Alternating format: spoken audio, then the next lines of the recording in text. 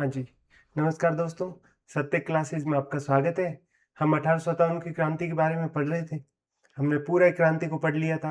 अब समय आ गया है कि 1857 की क्रांति है, उसके कारण क्या है, परिणाम क्या है, 1857 की क्रांति असफल क्यों हुई, इसके कारणों के बारे में जान लें।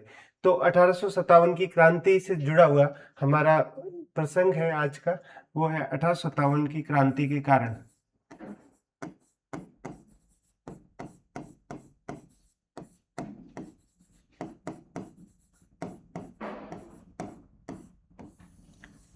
कि वे कौन से घटनाएं थी जिसके कारण 1857 जैसा महान विप्लव हुआ, जिसने ब्रिटिश शासन की जड़ें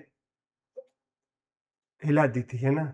तो इस तरह का जो विद्रोह था 1857 क्रांति, तो इसके पीछे निहित कारणों के बारे में हम लोग बात करेंगे।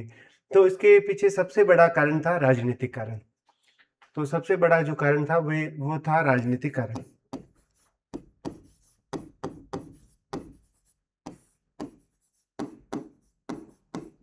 राजनीतिक कारण को आप कीवर्ड्स में देखो तो राजनीतिक कारण मतलब राजा से संबंधित कारण होगा, यानी कि राजनीतिक कारण समझो या प्रशासन से जुड़ा हुआ कारण। तो राजा से संबंधित जुड़ा हुआ कारण हम देख सकते हैं यहाँ से कि 1857 की क्रांति के अंतर्गत राजनीतिक कारण क्या है।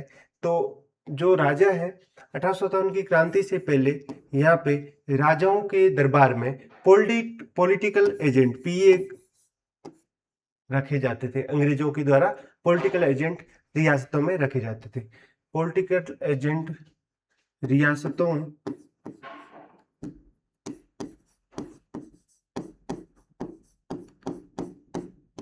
की आंतरिक गतिविधियों में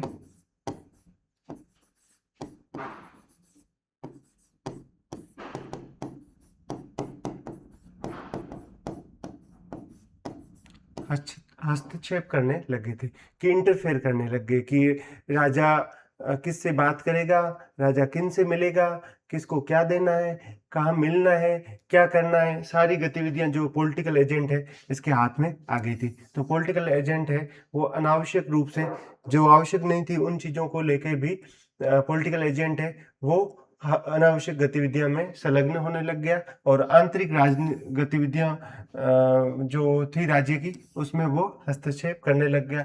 चाहे कोई कस्टम हो, रीति रिवाज हो, उनको भी नहीं छोड़ा। एक तो पॉलिटिकल एजेंट की वजह से, ठीक है, राजनीति में। दूसरा क्या होता है कि जो राजा है, राजा के प्रभाव को कम करने की कोशिश की गई थी, ठीक है। तो कैसे किया गया कि सैनिक टुकड़ियों के माध्यम से।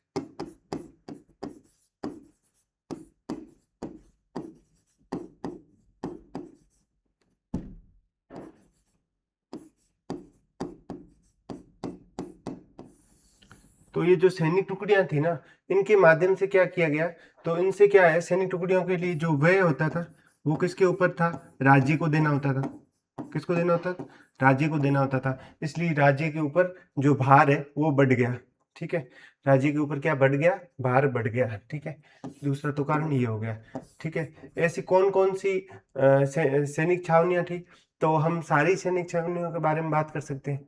चाहे जो जोधपुर लीजियन हो, ठीक है, जोधपुर लीजियन हो जो कि आपके मारवाड़ में काम कर रही थी, ठीक है। और कोटा कंटिंजेंट है, चाहे शेखावटी ब्रिगेड हो। तो ये इस टाइप की जो अंग्रेजों के द्वारा सेना की जो बटालियंस होती थी, उनका जो खर्चा कौन देता था, उनका जो व्यय है वो किससे वसूला जाता था, राज्य से वसूला जाता था। और इससे राज्य की आमदनी में कमी आने लगी या उनको दिक्कत होने लगी। और इन्होंने क्या किया, इन्होंने जो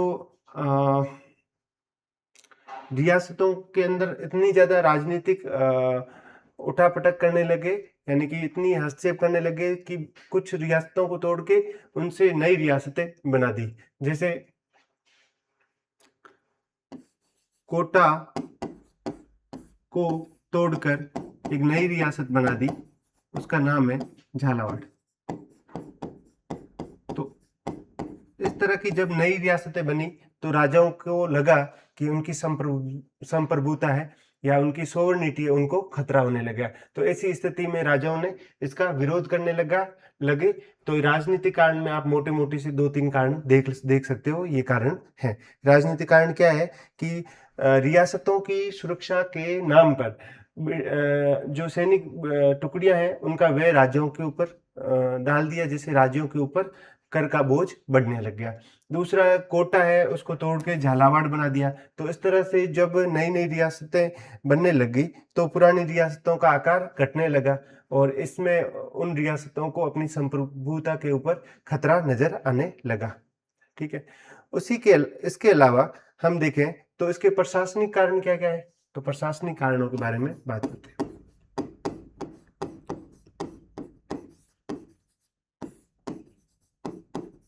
कि 1857 की क्रांति के पीछे प्रशासनिक कारण क्या निहित है।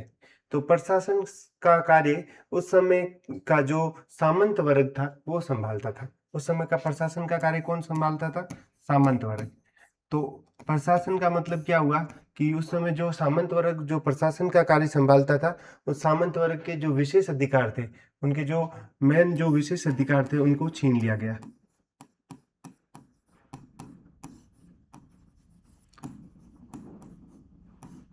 उनके जो विशेष अधिकार है उनको क्या कर दिया? उनको विशेष अधिकारों को कम कर दिया गया। तो उनके विशेष अधिकारों को कम कर दिया गया, और जब इनके विशेष अधिकारों को कम कर दिया गया तो सामंत नाराज होने लगे, और सामंत नाराज हुए तो सामंतों ने जो क्रांति में भाग लेना शुरू कर दिया। दूसरा क्या हुआ कि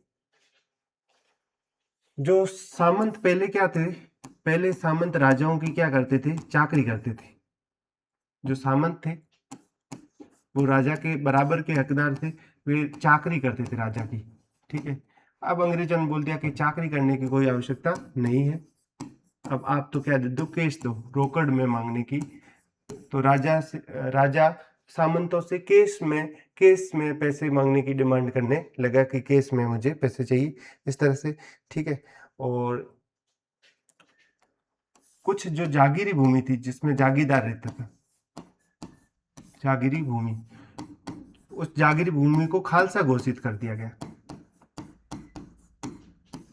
अब आपका सवाल होगा कि खालसा क्या होता है? तो खालसा जैसे कि इसके ऊपर जो राज्य सरकार है, यानी कि पूरा जो रियासत है उसका नियंत्रण होगा, किसी सामंत विशेष का नियंत्रण नहीं होगा। तो सामंत विशेष का, तो इससे क्या है, सामंतों के ऊपर दिक्कतें आने लगी और सामंत क्रांति में भाग लेना शुरू किया। ठीक है, और न केवल चाकरी खत्म की बल्कि सामंतों के पास में पहले सेना रखने का अधिकार था। अब इनकी सेना रखने की टुकड़ियों की भी आवश्यकता खत्म कर दी। अब सामंतों को, इनको जो राजा को अगर सेना की जरूरत पड़ती है तो अब सामंतों से क्यों लेगा? राजा अब अंग्रेजों से सीधी सेना ले लेता, तो सामंतों की सेना है वो भी अप्रभावी होगी। तो सामंतों को लगा कि इससे तो हमारी शक्ति कमजोर हो जाएगी।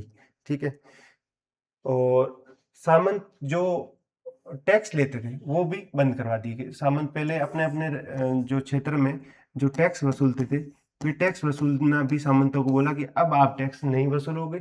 ठीक है, वे जैसे कि है ना रास्ते में जा रहे थे तो राहदारी टैक्स कर, या फिर व्यापारिक कर जो वसूलते थे,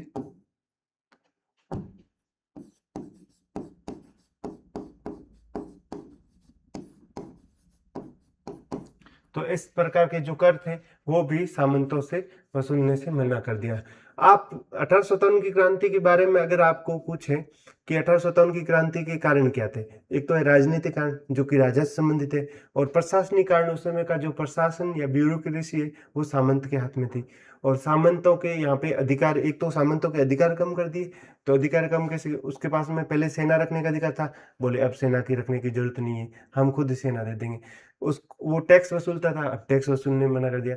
वो पहले वो चाकरी करता था, उसकी जगह अब बोले कि केस में पैसे दो तभी काम बनेगा। ठीक है, और जागीरी भूमि को खालसा और घोषित कर दिया, इससे उनकी भूमि जो सामंत है सॉरी, तो उनकी भूमि कम होने लगी। तो ये प्रशासनिक कारण हो गए। ठीक है, उसके बाद में आर्थिक कारण।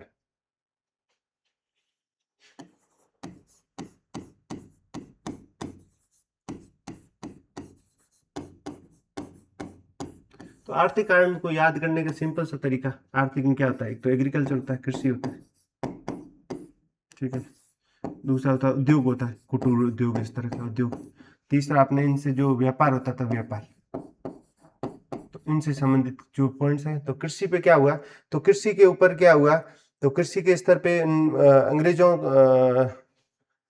क्या हुआ कि राजाओं के ऊपर अंग्रेजों ने ज्यादा टैक्स लगाए, ठीक है, और ज्यादा जब राजाओं के ऊपर टैक्स ज्यादा लगा दी गई तो राजा ने इनकी वसूली फिर जनता से की, है ना, तो जनता से वसूली,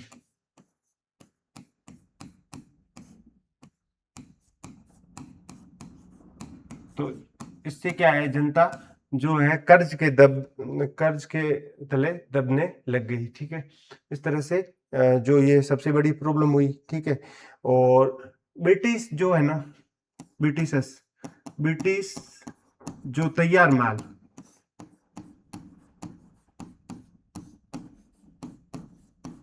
ये अधिक सप्लाई होने लग गया, ये अधिक सप्लाई होने से क्या हुआ कि भारतीय उद्योग धंधे समाप्त हो गए, भारतीय उद्योगों पर नकारात्मक असर, तो इससे नकारात्मक असर होने लग गया, ठीक है। फिर व्यापार के ऊपर, तो व्यापार में अंग्रेजों के जो व्यापारी देसी व्यापारी थे उनके ऊपर तो टैक्स ज्यादा लगाने लग गया, ठीक है, और जबकि जो अंग्रेजी व्यापारी थे उनके ऊपर टैक्स कम वसूलने लग गए, ठीक है, तो इनके ऊपर भी टैक्स क्या है वो बढ़ा दिया। कुल मिला के आप आर्थिक सेंस में देखो तो इनके जो ऊपर टैक्स हर स्तर पे बढ़ा दिया गया, या फिर अंग्रेजों ने अपने जो तैयार माल है वो डंप करना शुरू कर दिया, जिससे भारतीय उद्योग धंधे या राजस्थानी उद्योग धंधों के ऊपर नकारात्मक असर पड़ना शुरू हो गया।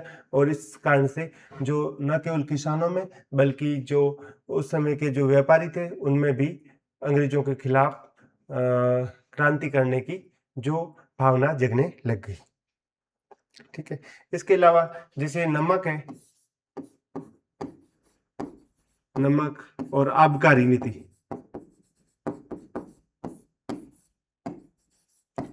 है, ये भी शोषण का पर्याय बन गई थी, ठीक है, और इसके कारण भी क्रांति होने की दिशा में आगे के बल मिला कि ये जो नीतियां थी ये क्या थी, ये जो भारतीय जो किसान थे या भारतीय व्यापारी थे उनके विरोध में थी, ठीक है।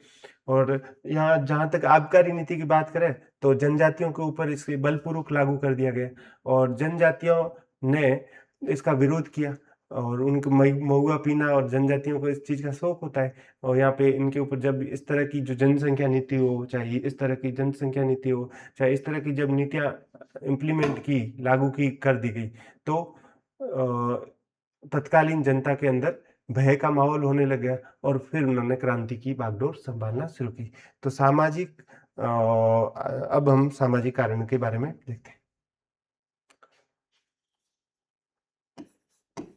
1857 की क्रांति के लिए सामाजिक व धार्मिक कारण।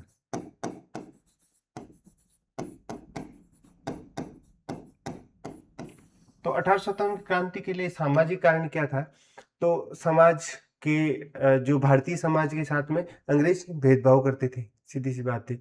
और दूसरा क्या हुआ कि न केवल सामाजिक रूप से बल्कि धार्मिक रूप से। धार्मिक रूप से कैसे कि जो ब्रिटिश मिशनरी होते थे, ब्रिटिश मिशनरी,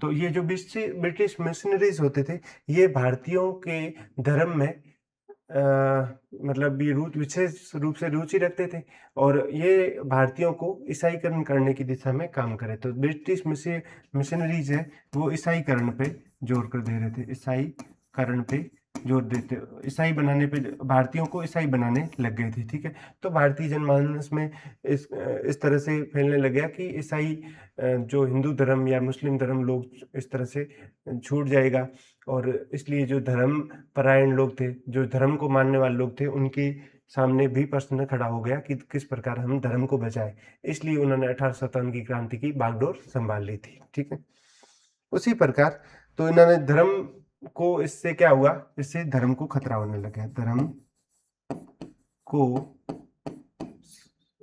संभावित खतरा महसूस होने लगा। तो उसमें यहाँ पे ये परिस्थिति निर्मित हो जाएगी।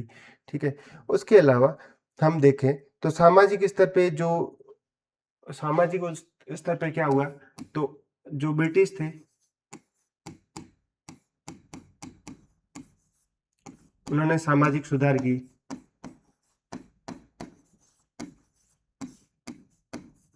ठीक है, जिसे जनता समझ नहीं पाई।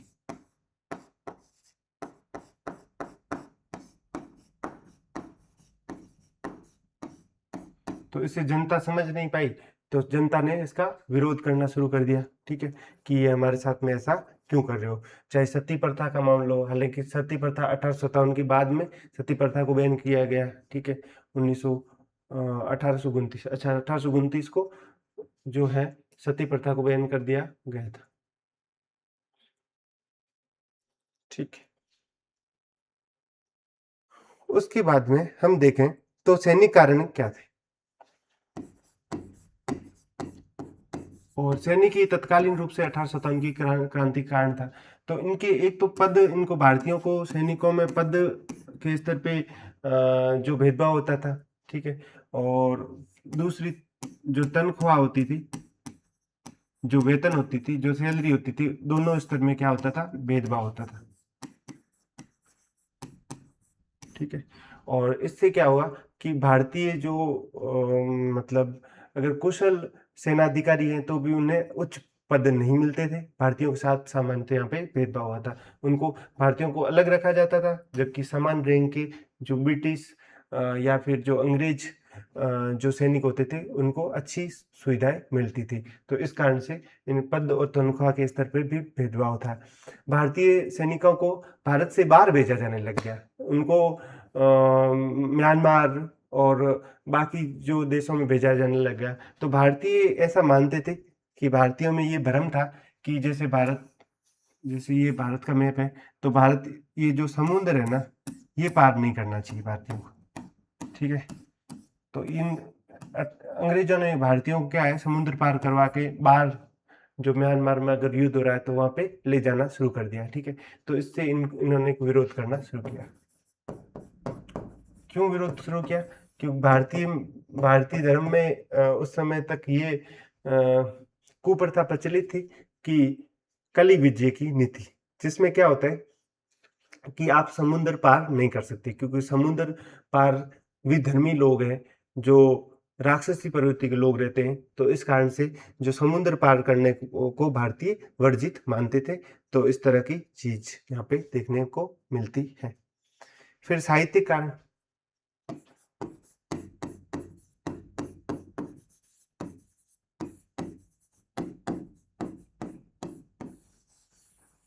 ठीक है, साहित्य कारण चाहे सूर्यमल मिशन हो, ठीक है, जो बूंदी के राजकवि राष्ट्रकवि, चाहे बांकीदास हो,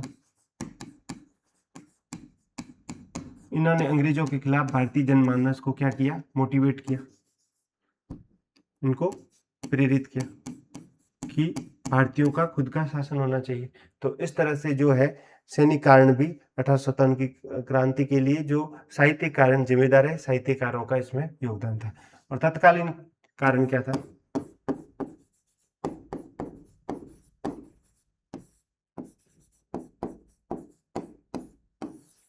वो था चर्बी युक्त कारतूस।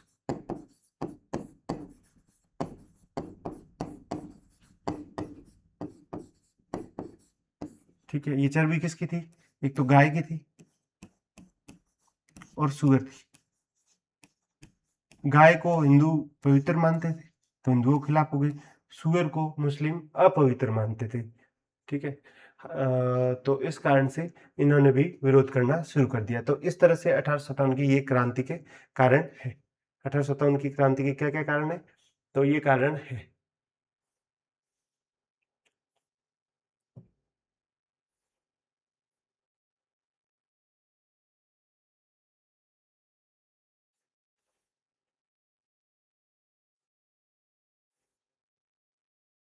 ठीक है। तो 1857 की क्रांति के कारण लिखना है, तो कारण लिखना बहुत ही आसान है। ठीक है, सबसे पहले आपको राजनीतिक लिखना चाहिए। ठीक है, राजनीतिक में राजा से रिलेटेड चीजें, यानी कि रिलेटेड टू किंग, और किंग के ऊपर क्या है कि टैक्स बढ़ा दिया था। ठीक है, और टैक्स बढ़ा दिया था तो किंग क्या है परेशान होने लग गया। उसके ऊपर जो सेना है, सैन्य टुकड़ी, ब्रिटिश सैन्य टुकड़ियों का भार बढ़ने लग गया। जो पीए था, उनकी पॉलिटिकल एजेंट था, वो उनकी आंतरिक राजनीति में हस्तक्षेप करता था, और इस तरह से जो रियासतें हैं वो टुकड़ों में बंटने लग गई, तो उनमें डर का माहौल था। ठीक है, आर्थिक में देखें तो आर्थिक में चाहे किसान हो, किसानों के ऊपर ज्यादा भू राजस्व वसूलने शुरू हो गया था, चाहे एग्रीकल्चर हो, ठीक है, चाहे इंडस्ट्री हो, कि ब्रिटिश तैयार माल डंप किया जाने लग गया, तो भारतीयों के ऊपर भारतीय जो माल है वो बिकना बंद हो गया था। ठीक है, चाहे व्यापार हो, तो भारतीय व्यापारियों को बहुत सारी टैक्स देना पड़ता था, जबकि ब्रिटिश व्यापारियों को इस तरह से उनमें व्यापार करने में सुविधा मिलती थी। ठीक है, और प्रशासनिक कारणों में देखें तो प्रशासनिक में हम सामंत वर्ग से जुड़े हुए कारण राजस्थान के लिए जिम्मेदार थे, क्योंकि प्रशासन उस समय जो ब्यूरोक्रेसी है वो सामंत वर्ग संभालता था। राजनीतिक रूप से और सामाजिक और धार्मिक रूप से, तो समाज में समाज सुधार हुए, और उन समाज सुधारों को भारतीय समझ नहीं पा रहे थे। ठीक है, अशिक्षित भारतीय, तो इस कारण से विरोध किया। और सामाजिक, बाद में धार्मिक कारण, तो ब्रिटिश जो है वे अपना धर्म प्रचार करना चाहते थे, इसलिए उन्होंने मिशनरीज को भेजा। मिशनरीज है वो कन्वर्ट करवाते थे लोगों को, इससे जो भारतीय जो जनता है, चाहे राजस्थान की जनता है, उनमें जो इनके जो धार्मिक रूप से भारतीयों को असंतोष उत्पन्न हो गया था। ठीक है, और उसके बाद में लास्ट में तात्कालिक कारण है, और तात्कालिक कारण है वो चर्बी युक्त कारतूस। ठीक है, और इससे पहले जो सैनिक कारण है, तो सैनिक कारण के अंतर्गत क्या होगा कि जो सैनिक थे उनको चाहे पद के स्तर पर हो, चाहे दूसरे स्तर पे हो, तो उनके साथ में भेदभाव होता था। ठीक है, कि चाहे इनको पद के स्तर पे हो, चाहे वेतन के स्तर पे हो, इनके साथ में क्या होता था, भेदभाव होता। और कली विजय की नीति के अंतर्गत जो भारतीय जो समुद्र पार करना नहीं चाहते थे। साहित्यिक कारण है, चाहे बांकीदास जी हो, चाहे सूर्यमल मिशन हो, तो इन्होंने क्या किया कि भारतीय राजस्थान की जनता को जागृत करने में योगदान अदा किया। इन्होंने इस तरह से योगदान निभाया। ठीक है, तो ये हो गया कारण के बाद में हम देखें तो 1857 की क्रांति आखिर राजस्थान में फेल क्यों हुई। तो 1857 की क्रांति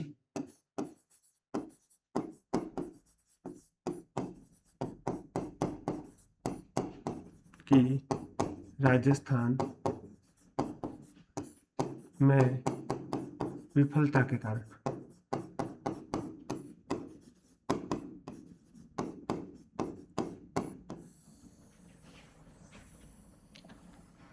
एक राइटर है जिसका नाम है Nathu Singh Khagrawat, Rajasthan role in struggle in 1857 नामक अपनी जो पुस्तक है, उसमें बोलते हैं कि जो 1857 की क्रांति फेल होने के पीछे शासक वर्ग की मंशा थी, वो उत्तरदायी थी, क्योंकि शासक वर्ग ने जो क्रांतिकारियों का साथ नहीं दिया। ठीक है, इसको हम 2-3 टुकड़ों में देख सकते हैं, हालांकि एक मैं सिंपल सा इसका ट्रिक बता देता हूँ। एक तो क्या था कि अगर कोई भी काम फेल हो रहा है, उसके पीछे सबसे बड़ी जिम्मेदारी किस चीज को लेकर, किस चीज को हम जिम्मेदार मान सकते हैं, तो एक तो है आपसी समन्वय की कमी।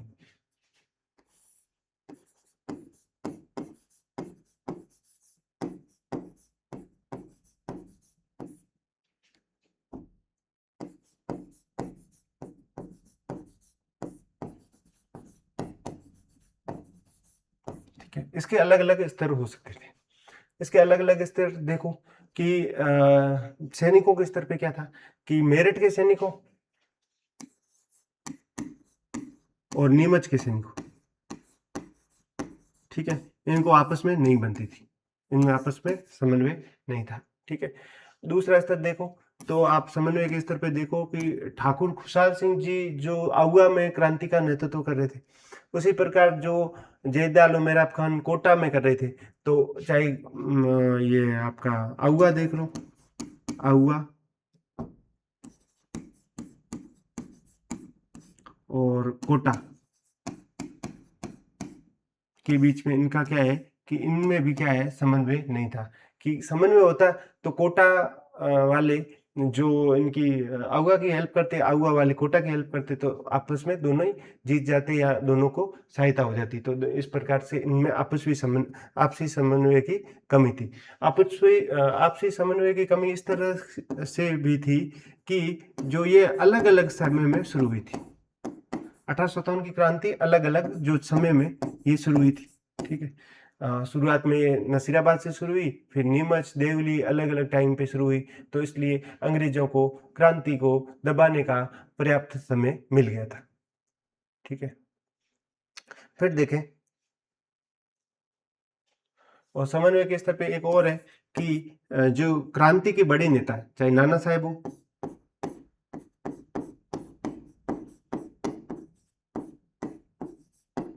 चाहे बहादुर शाह जफर, ठीक है।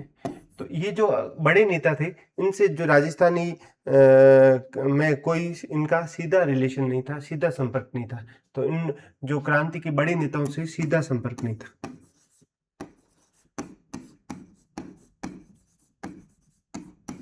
तो इनसे क्या नहीं था, सीधा संपर्क नहीं था। तो ये क्रांति के कारण देखो, तो क्रांति में सबसे पहले इनमें आपसी समन्वय की कमी थी। और आपसी समन्वय के स्तर पे देखें तो सैनिकों के स्तर पे कमी थी। जो चाहे मेरठ हो चाहे नीमच हो, आपस की सैनिकों में नहीं बनती थी। आउगा और जो कोटा जो रियासतें हैं, तो इनकी आपस में समन्वय नहीं था, नहीं तो ये क्रांति लंबे टाइम तक चलती है। अलग अलग समय पे क्रांति शुरू हुई। क्रांति क्या हुई, अलग अलग समय से शुरू हुई। तो इसलिए इनको क्या है कि अंग्रेजों ने इसे दबा दिया, ठीक है। इसको अबोलिश कर दिया, इसको खत्म कर दिया, अंग्रेजों को दबाने में हेल्प हो गई थी, ठीक है। तो इस तरह से समन्वय में कमी, ठीक है। और इसलिए क्या था कि इस तरह से जो विद्रोही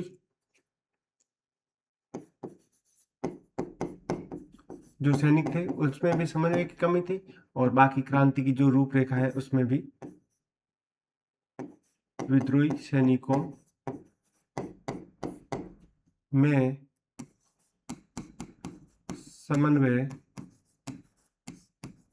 की कमी। तो ये कोऑर्डिनेशन के लेवल पे ये चुनौतियां आई, कोऑर्डिनेशन के लेवल पे ये चुनौतियां आई। और बाकी देखें तो इसके अलावा क्या क्या और चुनौतियां कह सकते हैं हम कि ये चुनौतियां भी उत्तरदायी थी, ठीक है। दूसरा क्या था, एक तो समन्वय नहीं था, केवल समन्वय की गलती नहीं है, अब है उचित रणनीति का अभाव।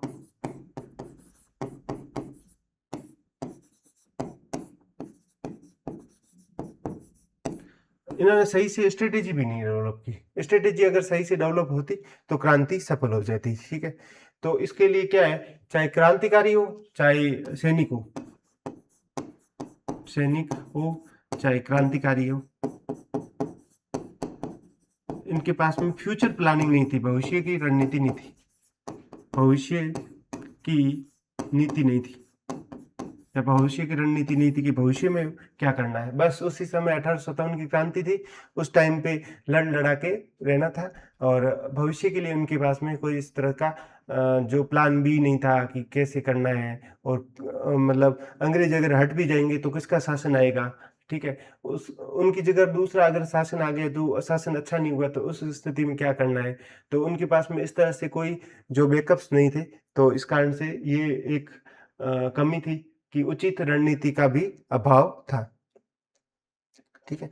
रणनीति का अभाव तो इस स्तर पे है कि जो नसीराबाद के सैनिकों ने नसीराबाद खुद को तो लूट लिया, किंतु उनसे थोड़ा सा दूर अजमेर का शस्त्रागार था। अजमेर में जो अजमेर शस्त्रागार है, ठीक है, अगर वे उस समय अजमेर शस्त्रागार को लूट लेते तो निश्चित रूप से अंग्रेजों की क्या होती, हार हो जाती, ठीक है। निश्चित रूप से अंग्रेजों की हार हो जाती। इसलिए उन्होंने वो पास में जो पड़ा था शस्त्रागार उसको लूटा नहीं, दिल्ली चले गए। तो दिल्ली चलने से उनको कोई विशेष फायदा नहीं हुआ। इवन क्या हुआ कि रणनीति के स्तर पे कमी ये भी थी कि जैसे राजस्थान में 1857 की क्रांति के टाइम पे, ये राजस्थान का मैप है, तो इसमें खूब ही सैनिक थे। थोड़े दिनों में सारे चल के दिल्ली चले गए, तो राजस्थान में क्रांति का नेतृत्व करने वाला कोई बचा ही नहीं था। तो इस तरह की चीजें भी हमें सामने देखने को मिलती है, क्रांति के दरमियान हमें सामने को देखने को मिलती है।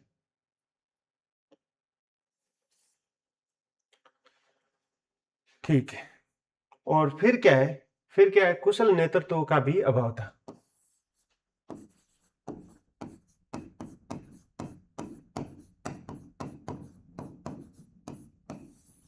और इसके अंतर्गत हम देख सकते हैं कि राजस्थान के जो नेता थे उनमें आपसी एक तो समन्वय नहीं था, और दूसरा क्या था कि आपसी कोऑर्डिनेशन नहीं होने से जो कुशल नेतृत्व भी नहीं था, इनके पास में सैनिक ट्रेनिंग नहीं थी, इनके पास कुशल हथियार भी नहीं थे। ठीक है। और क्रांति के लिए जो इनका जो नेतृत्व है वो शासक वर्ग को सौंपा था, किंतु शासक वर्ग ने मना कर दिया। शासक वर्ग ने बोला कि हम तो नेतृत्व नहीं करेंगे। हम इसको अलग अलग स्तर पे देखें तो बीकानेर के शासक सरदार सिंह वो हिसार तक लड़ने के लिए हरियाणा चले जाते हैं, राजस्थान को छोड़ के, हैं। और जयपुर के शासक राम सिंह जी थे, तो राम सिंह जी ने अंग्रेजों के जो ईडन था वहाँ का पॉलिटिकल एजेंट, उसके कहने पे अंग्रेजों के खिलाफ जो काम कर रहे थे उन सबको गिरफ्तार करवा दिया। और इस कारण से राम सिंह को के ऊपर जो ब्रिटिश खुश होकर उनको ये जो एक कोटपुतली परगना वो भी दे दिया था, और सरदार सिंह को टिब्बी परगना दे दिया गया। तो इस तरह की चीजें यहाँ होने लगी। तो शासक वर्ग है उन्होंने जो है कमी रखी, उन्होंने तन मन धन से अंग्रेजों की सहायता की, न कि भारतीयों की। और दूसरा क्या आता है कुशल नेतृत्व में, जैसे एक नेतृत्वकर्ता के रूप में तात्या टोपे तो आए थे, तात्या टोपे। किंतु तात्या टोपे जब आए थे जब राजस्थान में क्रांति का पूरी तरह से सुपड़ा साफ हो गया था, यानी कि क्रांति अंतिम अवस्था पे पहुंची थी, उस समय जाके तात्या टोपे आ गए थे। तो तात्या टोपे इतना लेट आए थे तो फिर वो चीज हमारे ज्यादा काम भी नहीं आई। इवन तात्या टोपे का भी सभी शासकों ने, सभी सामंतों ने सपोर्ट नहीं किया। ठीक है। तो तात्या टोपे बहुत ज्यादा लेट आ गए थे, और इस कारण से भी ये भी कह सकते हैं। और फिर हम देखें तो ये तो हमारी कमियां थी। अगर कोई कारण आपकी, देखिए एक सेकंड,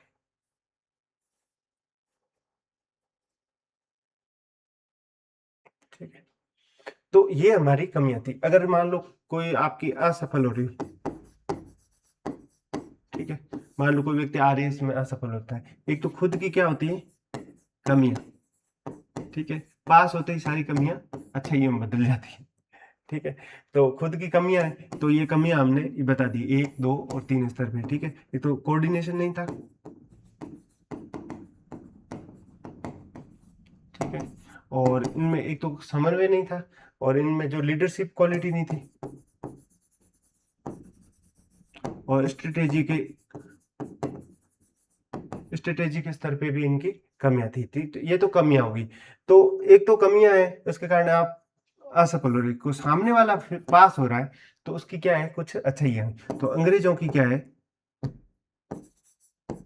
अंग्रेजों की क्या पॉजिटिविटी थी कि वे वापस जीत गए, हम हार गए थे। ठीक है।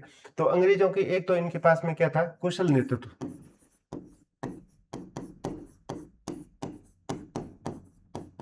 कुशल नेतृत्व और कोऑर्डिनेशन तो बहुत ज्यादा था। जब तात्या टोपे आ रहे थे तो तात्या टोपे को बार बार उन्होंने खूब सारा रेजिस्टेंस दिया, प्रतिरोध, खूब सारा तात्या टोपे के खिलाफ प्रतिरोध किया। ठीक है। और उस समय का जो राजस्थान का एजीजी था लॉरेंस, जॉर्ज पैट्रिक लॉरेंस, और लॉरेंस ने क्या किया कि लॉरेंस ने इस तरह की रणनीति बनाई कि उसने एक तो देसी राजाओं को अपने पक्ष में ले लिया। लॉरेंस ने जो है देसी राजाओं को अपने पक्ष में ले लिया,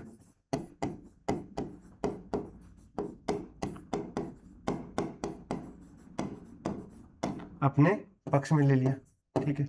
और देसी राजा जब इनके पक्ष में आ गए तो विद्रोह लगभग खत्म हो गया, क्योंकि रिसोर्सेज सारे राजाओं के पास में थे।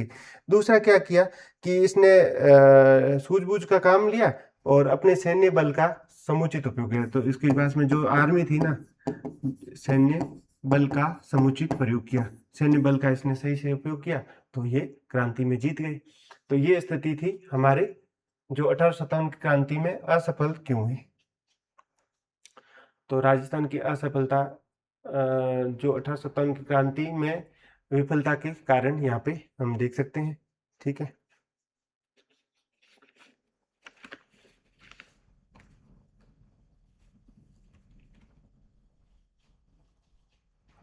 अच्छा, कारण के स्तर पे ये भी है कि 1857 की क्रांति की जो शुरुआत है वो नसीराबाद से क्यों हुई।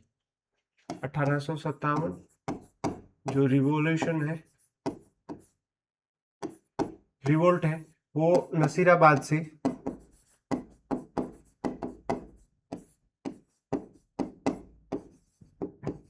शुरू क्यों हुआ। तो नसीराबाद से ये शुरू क्यों हुआ, तो इसके अलग अलग चरण हो सकते हैं। तो इसमें क्या है कि सबसे पहले एक टुकड़ी थी 15वीं नेटिव इन्फेंट्री। ठीक है, इसको कहाँ भेजा गया, तो इसको मेरठ में थी,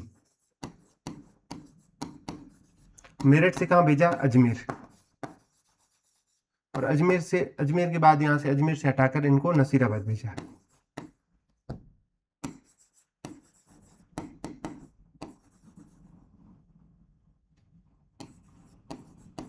तो नसीराबाद इसको भेजा गया, इस जो टुकड़ी को कहाँ भेजा गया, नसीराबाद भेजा गया। ठीक है, और इस जो मेरठ से आने वाले थे ना, इनको चर्बी युक्त कारतूसों के बारे में पता था।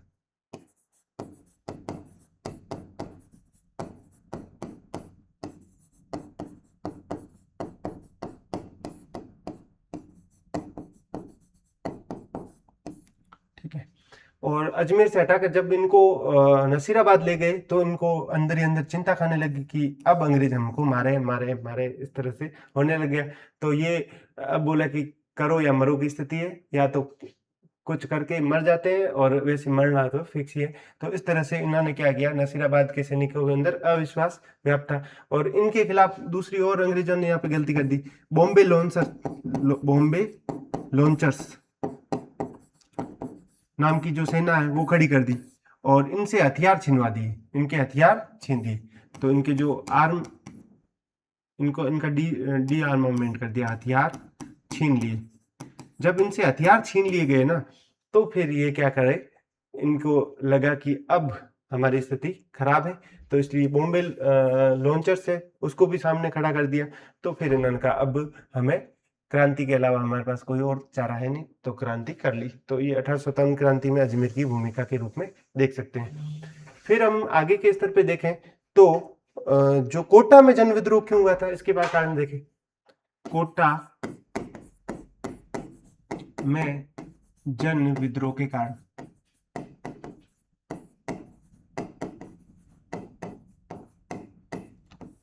एक तो आप नसीराबाद में देखिए, कोटा में जन विद्रोह हुआ था, है ना।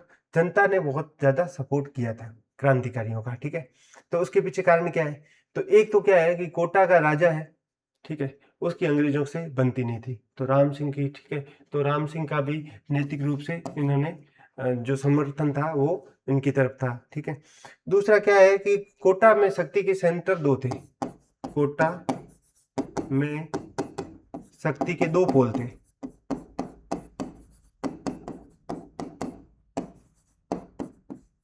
केंद्र थे, ठीक है, दो केंद्र थे, और पहला केंद्र तो जो राजा था, दूसरा था दीवान। ठीक है, दीवान कोटा में जैसे जालिम सिंह झाला ने वो व्यवस्था शुरू की, उससे जो दीवान से यहाँ पे एक नई रियासत भी बन गई थी, झालावाड़। तो झालावाड़ रियासत बनना, ठीक है, तो दीवान की भूमिका ज्यादा होने के कारण यहाँ पे शक्ति के दो सेंटर अंग्रेजों ने बना दिए थे। इवन जो कोटा है उसका विभाजन करके इसमें झालावाड़ बना दिया था। तो कोटा से ही झालावाड़ का निर्माण हुआ, कोटा का विभाजन करके झालावाड़ बना दिया। तो कोटा का जो राजा अंग्रेजों से नाराज था इस बात को लेके। इवन जो कोटा का उस समय का जो वकील था, वकील का नाम था जयदयाल। जयदयाल को वहां से उसके जो पद है, पद से हटा दिया गया। तो उस पद से हटा दिया गया, तो किसने हटाया, अंग्रेजों ने हटाया। तो अंग्रेजों ने इसको हटवाया, तो उसमें उससे भी जो असंतोष उत्पन्न हुआ। ठीक है, और इवन सैनिकों के स्तर पे तो वो तो हमें पता ही है कि चर्बी युक्त कारतूसों के बारे में सैनिकों के स्तर पे ये समस्याएं तो थी। ठीक है, और अफीम के स्तर पे देखें तो अफीम के लिए अब लाइसेंस लगाना जरूरी था, लाइसेंस, और लाइसेंस रखना जरूरी था, इसलिए अफीम की खेती नहीं कर सकते, तो किसान लोग नाराज हो गए इससे। ठीक है, तो ये सारे कारण थे। और कोटा के स्तर पे और देखें तो कोटा कोटा में जो है ब्रिटिश छावनी नहीं थी, इसके पास में ब्रिटिश छावनी का अभाव, छावनी नहीं थी, तो इस कारण से क्या है कि कोटा में मजबूत स्थिति रही। जैसे जोधपुर में तो ब्रिटिश छावनी एरिनपुरा थी। ठीक है, उसी तरह से जो आपके अलग अलग जगह जैसे देवली हो गई, नीमच हो गई, तो इस तरह की जो अलग अलग जगह पे अलग अलग छावनियां थी, किंतु कोटा के आसपास छावनी नहीं थी, तो इस कारण से भी जन विद्रोह ज्यादा भड़का था। और इस तरह से हम यहाँ पे ये देख सकते हैं। ठीक है, फिर देखें तो जो क्रांति तो अंग्रेजों के द्वारा हो गई थी। ठीक है, और क्रांति इस तरह से फेल भी हो गई, ये भी देख लिया। तो क्रांति के बाद प्रभाव क्या पड़ा, तो प्रभाव के स्तर पे देखें तो क्रांति के बाद जो 1857 की क्रांति के बाद में 1858 में, ठीक है, किसका शासन आ गया, क्राउन का शासन,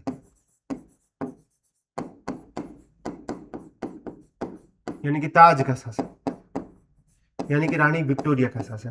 पहले जो कंपनी का शासन था, उसकी जो विक्टोरिया का शासन आया, पहले जो कंपनी अपने हिसाब से मनमानी चीजें करती थी, अब ये क्राउन का शासन है, तो यहाँ पे चीजें अलग रूल्स फॉलो प्रॉपर होना शुरू हो जाएंगे। ठीक है, फिर इसमें जो अलग अलग अपन भागीदार ले सकते हैं, इस प्रभाव किसके ऊपर क्या क्या पड़ा। ठीक है, तो भागीदार में एक तो है राजा, तो राजा के ऊपर क्या प्रभाव पड़ा ये देखते हैं। दूसरा है सामंत, सामंतों ने 1857 क्रांति में बढ़ चढ़ के भाग लिया था, चाहे ठाकुर खुशहाल सिंह हो, केसरी सिंह हो, जोत सिंह हो, ठीक है, शिवनाथ सिंह आसोप हो, तो ये सारे हैं, तो इन्होंने भाग लिया था, तो इनके ऊपर क्या प्रभाव पड़ा। ठीक है, और व्यापारी वर्ग है, इसके ऊपर क्या प्रभाव पड़ा। ठीक है, और जनता के ऊपर क्या प्रभाव पड़ा। तो ये 3 स्टेक होल्डर्स हैं, 4, इनके बारे में हम देखें।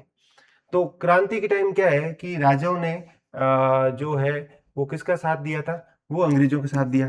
तो इनके अंग्रेजों का जब साथ इन्होंने दिया तो इन्हें सम्मानित किया गया, तो इनको क्या किया गया, सम्मान दे दिया गया। ठीक है, सम्मानित दे दिया गया। सम्मान का स्तर देखो तो जयपुर के राजा राम सिंह जो सेकंड है, उनको कोटपुतली परगना दे दिया गया। तो जयपुर के जो राजा है राम सिंह है सेकंड, ये कहाँ के, जयपुर के, इनको कौन सा, कोटपुतली परगना दे दिया। ठीक है, बीकानेर के राजा है,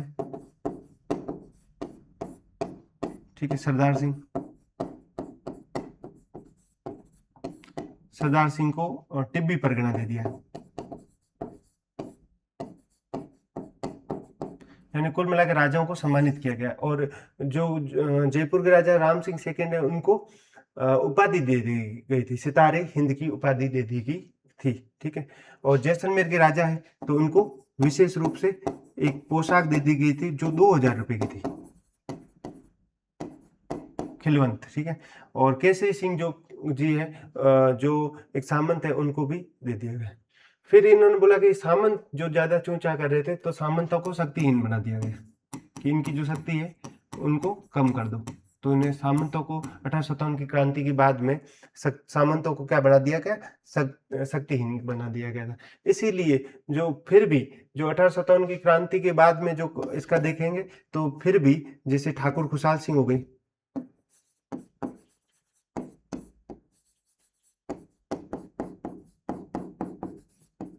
इन्होंने प्रेरणा स्रोत के रूप में भूमिका अदा की। तो प्रेरणा स्रोत के रूप में तो ये रहे थे, तो प्रेरणा स्रोत के रूप में इन्होंने भूमिका अदा की थी। ठीक है, फिर देखें तो व्यापारिक वर्ग, तो व्यापारियों ने क्या है कि अंग्रेजों को उस समय संरक्षण दिया, तो इनके ऊपर भी पॉजिटिव इम्पैक्ट हुआ। व्यापारियों को अब बोला कि तुम लोग व्यापार तो करो आराम से, तो व्यापार करने की यहाँ पे छूट मिल गई थी। ठीक है, फिर जनता, तो जनता ने तो हर स्तर पे जो 1857 की क्रांति के दौरान जो अंग्रेजों का विरोध किया था, तो जनता का कोई विशेष फायदा नहीं हुआ, जनता के ऊपर लूट अभी भी जारी थी। ठीक है, अब देखो जनता और राजा कि जो किंग और जो पब्लिक है उसके बीच में जो ट्रस्ट था, यानी कि इनके बीच में जो रिलेशन था, उसको कमजोर करने का प्रयास किया गया, उस रिलेशन को कमजोर करने के लिए। और उस रिलेशन को कमजोर करने के लिए क्या किया कि जो इसके लिए मेयो कॉलेज, इसके लिए जो क्या है कि शासक वर्ग के लिए अलग से शासक वर्ग को एक तो विलासी बनाया गया, विलासी बनाया गया तो ये ज्यादा टैक्स लगाते जनता के ऊपर, और जनता का और शासक का इसमें जो पहले पिता और जो पुत्र का जो संबंध था या इस तरह का जो संबंध था, ठीक है, जो कि शासक वर्ग एक अपने आप को गार्जियन मानता था, इस तरह की जो भूमिका थी वो कम होने लगी। दूसरा शासक वर्ग के स्तर पे देखें तो एक तो ये होगा, और दूसरा क्या है, शासक वर्ग से संबंधित जो बच्चे थे, इनके जो राजकुमार थे, उनको भी सामान्य जनता से अलग कर दिया गया। तो उनके लिए स्कूल अलग, इनके लिए जो कॉलेज अलग, ठीक है। उदाहरण के रूप में मेयो कॉलेज जो अजमेर, मेयो कॉलेज जो अजमेर में थी, वो सामंत जो राजशाही वर्ग है उससे संबंधित थी, ठीक है। किंतु इसके प्रभाव के स्वरूप में और देखें तो मध्यम वर्ग का तो उदय हो गया था, इसमें मध्यम वर्ग का उदय हुआ। उदाहरण देखें तो एक तो आप देख सकते हो अर्जुन लाल सेठी,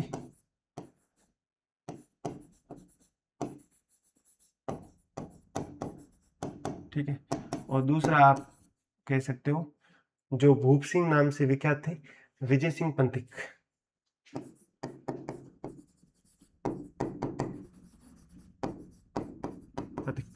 तो विजय सिंह पंतिक जैसे जो मध्यम वर्ग है उसका उदय हो गया था, ठीक है।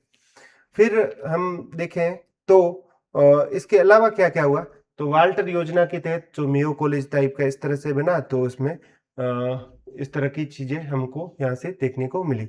और प्रभाव के अंतर्गत और हम देखें तो क्या क्या हुआ, आर्थिक रूप से क्या प्रभाव हुआ, तो अब क्या है कि जो जैसे स्वरूप सिंह,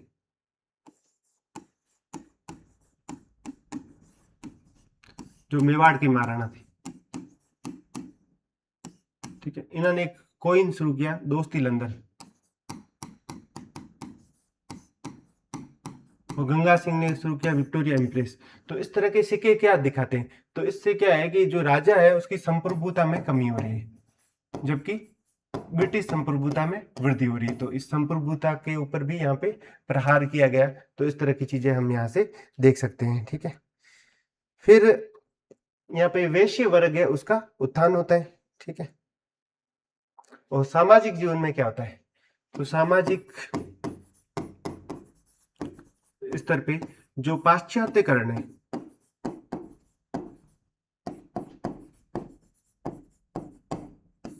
कि पाश्चात्यकरण होता है ना, जो वेस्टर्नाइजेशन, उसका जो प्रभाव यहाँ पे बढ़ जाता है उसका। अब विलासी, अब राजा लोग हैं वो विलासी कपड़े पहनने लग गए, ठीक है। और आम जनमानस में जो एक इस प्रकार से हम कह सकते हैं कि आम जनमानस में जो है वो विलासी वस्तुओं के प्रति या भौतिकता, विलासी वस्तुओं के प्रति जो है मोह बढ़ गया था, ठीक है। वे अब अंग्रेजों के द्वारा बनी गई जो लग्जरी चीजें उनको उनका उपयोग करना चाहते थे। तो इस तरह की चीजें हम यहाँ पे देख सकते हैं। तो फटोफट रिकैप करते हैं।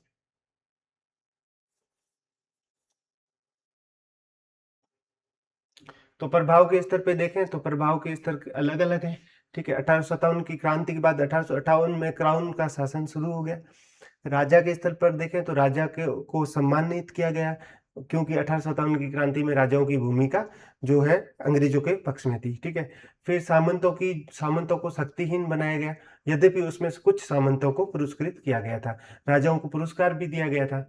उसी के अलावा जो वहाँ की जो सामान्य जनता थी, जनता का शोषण अभी भी जारी है। और व्यापारी वर्ग को विशेष उपलब्धियां दी गई।